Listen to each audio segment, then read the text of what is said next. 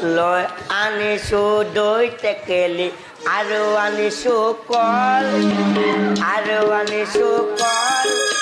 নন্দ ৰজাই উৎসৱ পাতিছে নিমন্ত্ৰণ জনোৱা হ'ল লৈ আনিছো দৈ টেকেলি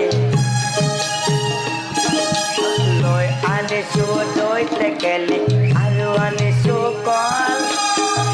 আনিছো কল নন্দ ৰজাই উৎসৱ পাতিছে নিমন্ত্ৰণ জনোৱা হ'ল শুনক